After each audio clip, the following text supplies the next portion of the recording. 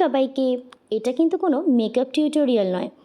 আমরা রিসেন্টলি ডুয়ার্স ঘুরতে গিয়েছিলাম। সেখানে গিয়ে কী স্ট্রাগলের সাথে আমাকে মেকআপ করতে হয়েছে সেই গল্প নিয়েই তোমাদের সঙ্গে চলে এসেছি।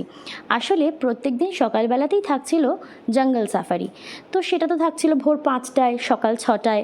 তো সেই জন্য খুব তাড়াতাড়ি উঠে উইদাউট মেকআপে আমি চলে যাচ্ছিলাম।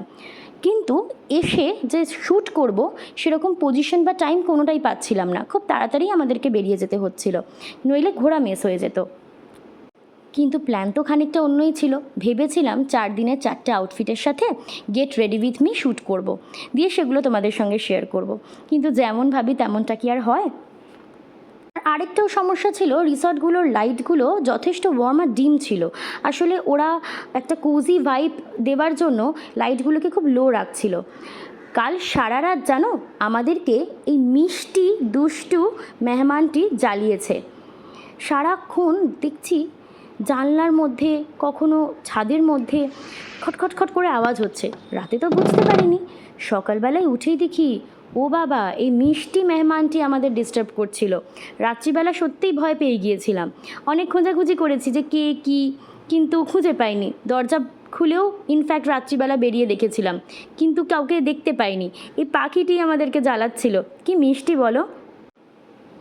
সত্যি ডুয়ার্সে থাকাকালীন একটা জিনিস খুব ভালো লাগতো, চারিদিক থেকে নানান পাখি, নানান পশু, গাছের পাতার নড়ার নানান আওয়াজ পেতাম।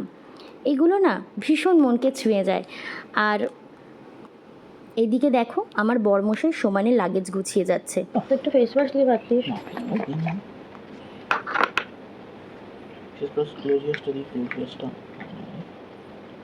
আমার সেটা ফেলটা দিতে পারতি।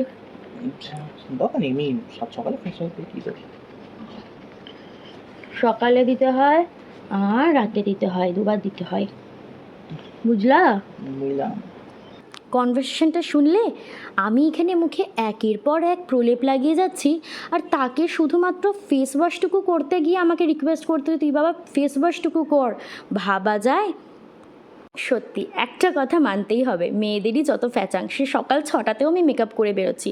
আসলে করতাম না জানো তো, স্কিনে না অনেক প্রবলেম হয়ে গেছে, অনেক দাগ বেরিয়ে গেছে। আর সেইগুলো মুখে নিয়ে অন্তত ভুটানে ঘুরতে আমার ভাল লাগছিল না। ওই দিন আমি যাচ্ছিলাম ভুটানে, আর দেখো ব্লাশার নিয়ে যেতে ভুলে গেছি, তাই জন্য লিপস্টিক দিয়ে আমি ব্লাশারটা অ্যাপ্লাই করলাম। আর আই শ্যাডো প্যালেট থেকে দুখানা পিচ কালারের, মানে হালকা পিচ কালারের আই শ্যাডো ছিল, সেটা দিয়ে আমি পাউডার ব্লাশার অ্যাপ্লাই করেছি। আমি ঘুরতে গেলে একটা জিনিস খুব মেনটেন করি, সেটা হচ্ছে সব কিছু ভাঙাচোরা নিয়ে যাই, যাতে ঘুরতে গিয়ে কিছু ভেঙে না যায়, বা ভাঙলেও মনে খুব একটা কষ্ট না হয়। সেই জন্য ওই আইশ্যাডো প্যালেটটা পুরোই নিউড ছিল, ভাগ্যক্রমে একটা দুটো পিচ কালার ছিল, সেটাই আমি অ্যাপ্লাই করেছি। ব্লাশারটা নিয়ে যেতে কমপ্লিটলি ভুলে গেছি। ঘুরতে গিয়ে না যদি তুমি তোমার চুল কি হচ্ছে, তোমার মেকআপ কোথায় যাচ্ছে, এগুলোই খেয়াল রাখতে যাও, তাহলে তোমার আসল ঘোরাটা হবে না। আমি এটা ঘুরতে গিয়ে গিয়ে এক্সপিরিয়েন্স করেছি, তাই জন্য মেকআপ করার এখন ইচ্ছা খুব একটা থাকে না ঘুরতে গেলে। চাই যে উইদাউট মেকআপ বা একদম মিনিমাম মেকআপে যতটা ঘোরা যায় ততটাই ভালো। কারণ ঘুরতে গিয়ে যদি সারাক্ষণ মাথায় এটাই ঘুরে যে আমায় কেমন লাগছে, আমার স্কিন থেকে মেকআপ সরে যাচ্ছে কি না, আমার চুলটা ঠিক আছে কি না, আমার জামাটা ঠিক আছে কি না, তাহলে কিন্তু সত্যি কথা বলতে ঘোরার সেই উপভোগটা করতে পারা যায় না। তো এটা আমার দিনের পর দিন ঘুরতে যেতে যেতে এই এক্সপিরিয়েন্সটা আমি উপলব্ধি করেছি। এই ঘটনাটা আমার সাথে আগে ঘটেছে, যার জন্য এখন আমি যতটা পারি চেষ্টা করি না মেকআপ করার। তবে সেই দিন ভুটান যাচ্ছিলাম তো, তাই জন্য একটু মেকআপ করতেই হতো। বাকি দিনগুলো কিন্তু আমি খুবই মিনিমাম স্টেপে মেকআপ করেছিলাম। Just concealer, loose powder, press powder, lipstick, that's it. আর কিন্তু কিছু অ্যাপ্লাই করিনি। কিন্তু আজকে প্রত্যেকটা জিনিসই আমি অ্যাপ্লাই করেছি, যেরকম আমি নর্মালি মেকআপ কোনো ফাংশনে গেলে করে থাকি।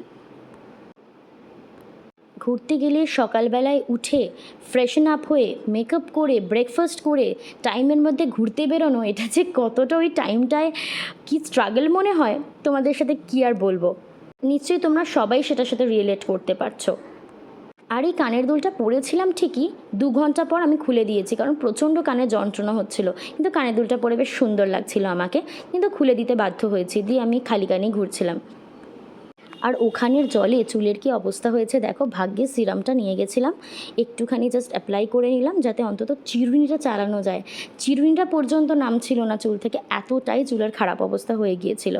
হাইলাইটার অ্যাপ্লাই করছি যাতে মেকআপের ফাইনাল লুকটা চলে আসে।